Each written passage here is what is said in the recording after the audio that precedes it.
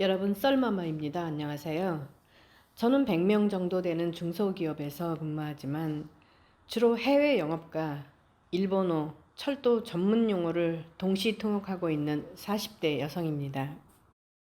회사에서 진행하고 있는 국가 연구 과제를 위하여 컨소를 이룬 4개 업체 연구소와 일본 기술자문기업 그리고 국가 K연구기관 등 30여 명이 모여서 철도 기술을 한국에 접목시키기 위한 디스커션 때의 일이었습니다. 국가기관에서 주최하는 일이라 전문 통역사는 국가에서 준비를 해야 했으나 우리 사장님이 필요 없다고 거절하는 바람에 회의장에 동시 통역을 하기 위하여 나는 이동을 하고 있는 중에 언니한테 방금 제 어머니가 돌아가셨다는 연락을 받았습니다. 사장님과 바이어와 같이 이동 중이라 내색도 하지 못했고 나는 잠시 머리에 충격에 휩싸였습니다. 그날 플랜트의 건설을 이룬 각 업체에서까지 30여 명이 참석 예정이었으며 일본 기업에서 참가한 엔지니어 4명이 질문에 답하는 방식의 회의였습니다. 전문용어 통역사인 내가 당장 빠지면 적어도 국가 플랜트인데 쑥밭을 내가 만들게 되는 것이라 애써 말 안하고 침착하기로 마음먹고 그냥 참석하여 K연구기관 회의실에서 오전 9시부터 철도 전문용어 통역을 교대도 없이 줄기차게 해 나갔습니다. 원래 통역은 2~3명이 한 조가 되어 15분씩 교대로 통역을 하는데 그날은 나 혼자서 3시간째 쉴 새 없이 통역을 하고 12시 점심시간이 되어서 구내 식당으로 이동하여 또 식사하면서 같이 이동한 윗분 대화나 잡담까지도 통역을 쉴 새 없이 하다 보니 나는 밥을 3숟갈도 못 먹고 티타임에는 외국 손님과 연구원의 지체 높으신 분 여담을 통역해드리다가 보니 분명 일본서 박사학위까지 한 분도 계셨는데 입을 꼭 다물고 일본어를 한마디도 안 하는 것입니다. 1시에 다시 회의장으로 들어가도록 우리 사장은 나를 꼭 붙잡고 통역시키느라 밥 먹을 시간을 주지 않는 것이지요. 기계를 제작하는 기술용어 통역은 잘못하면 설계가 다른 방향으로 그려지기 때문에 엄청나고 심각한 결과를 초래하는 위험이 있습니다. 저는 오후에 배꼽이 장등에 붙은 것 같은 느낌으로 어머니가 돌아가신 것을 알면서도 딸싹하지 못하고 잡혀있는 내 꼬라지가 처음으로 처량하다고 느꼈습니다. 장례 준비는 어떻게 되어가고 있는지 마음은 그 걱정 세계를 들어가서 빙빙 돌고 있었지요. 다른 동시 통역사들은 어떤 고생을 하는지 모르겠는데 나는 그날 혼자서 불티는 디스커션 통역을 지속적으로 하다 보니 너무 말을 많이 해서 가슴이 뜨거워지면서 처음으로 가슴에 가벼운 통증을 느끼기 시작하였습니다. 국가 플랜이라 중간에 그만둘 수도 없고 혼자 질의응답을 통역하는 게 버겁다 보니 이제는 우리 사장님이 노무러 보였지요. 많은 참석자들 앞에서 말을 제일 많이 하는 우리 사장이 기간에 잘 보이는 데만 연연해서 나를 혹사시키고 있다는 현실에 화가 치밀었습니다. 통상 퇴근 시간 6시 정도면 기술 디스커션이 끝이 나는데 그날따라 15분만 더 하면서 오후 8시나 돼서야 끝이 났습니다. 그때서야 나는 말을 너무 많이 하여 가슴 통증이 심해졌다는 불편을 감지하기 시작하였습니다. 외국에서 오신 손님들 저녁은 대접해야 한다고 기관장님이 우르르 다 데리고 워커힐 내에 있는 중국 식당으로 몰려갔습니다. 식사 방식은 15명이 원탁에 둥그렇게 둘러앉아서 코스 요리를 원탁을 돌려가면서 먹을 만큼 떠서 먹는 방식이었지요. 원 말들이 그렇게 많은지 15명이 교대로 이야기하는 우스갯소리 전달에 참 가슴 통증은 심하게 몰려오고, 목소리도 기운이 빠진 내 목소리 들으면 알만한데도 상대 입장은 조금도 생각하지 않고 특별하게 우쭐대고 말 많은 우리 대머리 사장님과 그 수십 명의 많은 참석자들 단 한 명도 내가 그날 계속 굶었다는 사실과 목소리 변형이 일어났다는 것을 배려할 줄 아는 분은 한 명도 없었습니다. 그날이야말로 10가지가 넘는 맛있는 고급 중국 요리는 한 점도 입에 못 넣고 힘이 없이 후들후들 떨면서 집에 오니 밤중이 넘어갔지요. 이튿날도 나는 외국인들 때문에 빠지지 못하고 회의에 참석하여야 해서 어머니 입간에도 참석하지 못하고 겨우 저녁 시간에 장례식부터 참석을 했지요. 장시간 동시 통역 때문에 가슴 통증에다가 이제는 장례식장에서 울어서 가슴 통증이 더해져 맨솔에담으로 견딜 수 있었습니다. 그 후 우리 회사 사장님은 웬일로 나에게 머리 좋은 고1의 제 딸을 미국으로 유학 보내라면서 감사하게도 입학금을 지원해 주셨습니다. 미국 사립 하이스쿨이라서 기숙사 생활을 해야 했고 입학금만 7, 8천만 원 정도 들어갔습니다. 열심히 일하다 보니 이런 대접도 있고 참 사장님께 감사했지요. 그때 나도 돈 벌면 공부하고 싶은 사람들 학비 지원은 아끼지 말아야 한다는 좋은 습관을 갖게 되었습니다. 그런데 나중에 알고 보니 그게 사장님의 좋은 의도가 아니라 나를 밤 늦게까지 개처럼 부려먹으려는 그냥 낚싯밥이었다는 것을 알게 되었습니다. 허구한 날 토요일이고 일요일이고 밤중이고 새벽이고 불러내서 일을 시키는 것입니다. 그러나 저는 제 딸의 입학금을 지원받았으니 거절할 명분이 없었던 것이지요. 하물며 외국 기업에서 투자 유치까지 하라는 지시가 떨어졌을 때는 정말 큰 부담으로 느껴졌습니다. 저는 이 부분에서 인생을 다시 배운 것이지요. 내 잘못도 단순히 딸이 혀가 굳기 전에 영어를 배워야 한다는 욕심에 눈이 멀어서 감사하게 입학금을 받았는데 사장님은 미천을 뽑아내려는 의도로 도움을 준 것이었습니다. 그런 의도를 가진 사장님의 도움을 파악하지 못하고 받아들인 것은 정말 나의 옳지 않은 판단이었다는 것을 말입니다.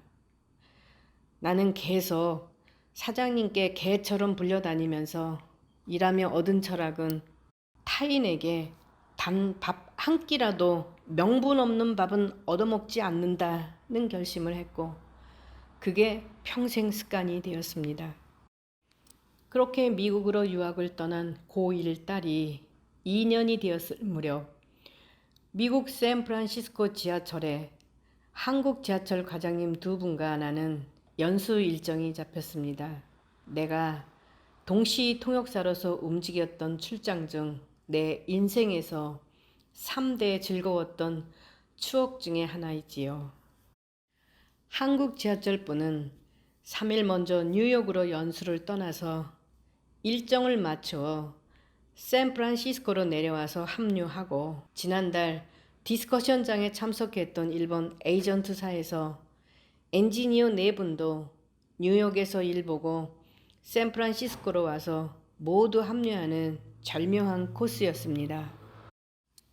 즉 나는 서울에서 혼자서 제일 나중에 샌프란시스코로 출발하여 같은 호텔에서 모두 모이는 스케줄인데 에이전트사 4명 중 1명은 제 남편이었습니다. 국가기관을 포함 3개사가 미국 샌프란시스코에서 합류하여 바트 지하철에서 며칠간 연수를 하게 된 것이지요. 저는 12시간의 긴 비행 시간에도 피곤하지 않았던 것은 이번 샌프란시스코 출장은 먼저 출장 가서 뉴욕에서 내려오는 부군과 아리조나에서 하이스쿨을 다니는 딸이 금요일 샌프란시스코로 와서 가족이 합류하여 2박 3일을 같이 있을 수 있어서 흥분이 되었던 것이었지요. 미국은 나도 3번째 출장이고 또 딸이 입학할 때도 다녀와서 혼자 찾아가는 노하우가 생겨 길 찾는 데는 어렵지 않았지요. 샌프란시스코 호텔에 도착하니 제가 제일 먼저 도착해서 체크인을 하고 약속 시간 1시간 전에 로비로 내려갔습니다. 내가 로비로 내려온 지 5분도 안 되어서 부근 일행이 항공 가방을 들고 짠 하고 나타나는데 타국이라 그런지 얼마나 반가운지 몸이 공중으로 붕 떠오른 기분이 들었습니다. 부근은 부근 회사 출장비로 왔으므로 다른 방을 체크인하고 내려왔지요. 약속 시간이 되자 메인 손님인 한국 지하철 과장 2분이 무사히 도착하셨습니다. 다음 날부터 연수인데 사실 서울에서 제가 미국까지 출장 온 것은 우리 회사의 주 고객인 한국 지하철분과 일본에서 바트 지하철에 납품한 장비 개발자인 부근팀이 직접 온 것입니다. 그것은 한국 지하철분과 일본에서 바트 지하철에 납품한 장비 테스트와 사용 실적을 직접 보고 거기에 대한 한국 지하철의 영업과 통역이 필요해서 저 혼자 출장을 온 것이었죠. 물론 한국 지하철 공무원은 미국 뉴욕 전시장에 연수를 하러 국비로 오신 분이니 당연히 영어 통역은 필요하지 않았습니다. 다음 날 예정대로 우리는 바트 지하철에 연수에 참석하였으며 센터장님이 직접 나오셔서 대환영을 해 주셨습니다. 이런 대환영은 역시 우리 중에 공무원이 계셔서인가 생각하면서 연수장으로 들어갔습니다. 통역사로서 나의 잊을 수 없는 역사는 여기에 씁니다. 센터장님께서 유창한 영어로 환영사를 했는데 한국 지하철에서 가신 분은 꿀먹은 벙어리를 하고 계시는 겁니다. 미국 센터장님은 다시 한번 거창하게 환영사를 리바이벌 했습니다. 그러면 답이 나와야 하는데 2분 과장님 계속 땅바닥에 돈 잃어버린 것 찾는 행색을 하고 계시는 것이죠. 저는 당황해서 과장님 영어 못하세요? 하자 2분은 똑같이 아니요 영어 해요. 인사를 받으셨으면 답례를 하셔야지요. 미세스장이 알아서 대답하세요. 그래서 나는 부근 회사 샌프란시스코 지사장에게 알아서 대답 좀 해달라고 했습니다. 그리고 환영사는 그렇게 넘어갔지요. 그리고 본격적으로 기술 디스커션에 들어갔습니다. 그런데 신기하게도 메인 손님 2분은 아무리 보아도 까막눈으로 앉아 있는 것 같았습니다. 그래서 난 또 물어봤죠. 과장님, 영어 하세요? 영어 한다니까 왜 그러세요? 과장님, 그럼 묻는 말에 왜 대답을 안 하세요? 나는 2분을 번갈아 보고 있고 회의는 일단 중단되었습니다. 바트 지하철 쪽에서도 이상했는지 혹시 알아들으셨느냐고 다시 묻고 있었습니다. 그런데 2분은 용감하게도 알아들었다고 예스! 라고 하시는 겁니다. 영어를 알아들으셨으면 답을 주어야 다음 설명을 하는 거 아니냐고 하자 2 과장님은 또 땅에 돈 떨어진 거 찾는 행색을 하시는 겁니다. 참다 못한 내가 아니 과장님 미국에 연수 오신 거 아니세요? 연수 온 거 맞아요. 영어는 한마디도 못하면서 무슨 연수를 미국까지 오셔서 날 미치게 만드는 겁니까? 토익이 700점 넘으면 영어를 하는 거지요. 바트 센터장님은 두세 번 더 영어를 하느냐고 묻자 한국 지하철분은 몇 번이고 yes, yes 하시는 것입니다. 그렇지만 디스커션은 진행이 1시간이 넘도록 갈팡질팡하면서 혼란스러웠습니다. 처음부터 영어를 못한다고 했으면 황당한 1시간을 허비하지 않아도 되었는데 끝까지 영어를 감으로 알아듣는다고 걱정하지 말라고 큰 소리를 치시는 것입니다. 일단 우리는 아주 멀리 지구 반대편에서 왔으니 얼렁뚱땅 넘어갈 수는 없어서 방법을 찾았지요. 여러 가지 검토 끝에 한국 지하철 두 과장님은 한국어 외에는 알아듣는 언어가 없었지요. 그래서 센터장이 영어로 말하면 부근 회사 지사장이 영어를 받으면서 동시로 일본어로 말하고 제가 일본어로 받으면서 동시로 한국어로 말하는 것으로 3중 동시 통역으로 결정을 했습니다. 지금은 번역기가 있어서 이런 진풍경은 구경하기가 힘들지만 당시는 1개 국어 통역하는 것도 시간이 많이 걸리는데 3개 국어가 2명의 통역사에 의해 동시에 왔다 갔다 하자니 시간은 배로 걸렸습니다. 특히 미국인들이나 일본인들은 일이 끝나야 식사를 했기 때문에 나는 배고파 죽는데 점심시간을 넘어서 오후 2시가 지나가도록 밥 먹을 생각도 안 하고 업무는 계속된다는데 정말 놀랐습니다. 특히 2배 이상 말을 해야 하는 통역사의 말 못할 배고픈 고통이었죠. 오후 3시가 다 되어서야 그것도 시간이 없어서 그냥 현장에서 햄버거 하나씩으로 때우고 현장 실습에 들어갔습니다. 이 S 외에는 영어 한마디도 못하는 두 분 과장님을 모시고 얼마나 고생을 하였는지 어떻게 태어나야 저렇게 용기가 있는 사람이 되는지 참 존경스러웠습니다. 현장 실습 중에도 바트 지하철에 탑재된 장비가 제 부근이 개발하여 특허를 냈다는 것은 저도 말을 안 해주어서 그날 처음 알았습니다. 개발자가 누구냐고 자꾸 질문하니까 부군은 겸손하게 손가락 하나를 코에 갖다 대는 게 전부였지요. 오히려 한국 지하철 과장님들이 저한테 일본인은 자기 자랑을 왜 잘 안 하느냐고 하여 문화의 차이가 아니냐고. 그런데 과장님들은 왜 영어를 한마디도 못하면서 이렇게까지 영어 잘한다고 자랑을 하여 사람을 고생시키느냐고 뭉크 좀 했지요. 금요일 저녁 한국 지하철 과장님께서도 미안은 하신지 서울로 돌아가서 한번 찾아오라고 하면서 안전뱅이 술을 사준다고 하여 또 안전뱅이 술이 다 뭐냐고 하자 서서 들어가서 마시고 떡 실신하여 자빠지면 앉아서 기어 나오는 술이라고 붙여진 이름이라고 합니다. 저는 부군과 회식 중에 빠져나와 샌프란시스코 공항으로 미국서 유학하고 있는 딸을 마중을 갔습니다. 아리조나에서 들어오는 9시 비행기 도착 시간을 알린 후 이제 고등학교 2학년이 된 손가락을 입에 문 딸이 걸어 나오는 모습이 보였지요. 우리 세 식구는 샌프란시스코에서 숙소 가까운 레스토랑에 들어가서 그날 이 밤이 다 가도록 수다를 떨던 추억은 제 인생에서 3대 즐거운 추억의 하나입니다. 딸과 제 호텔에서 이틀간 같이 자면서 남의 돈 가지고 우리 가족이 즐기는 것 같아서 더 재미있었던 것 같았습니다.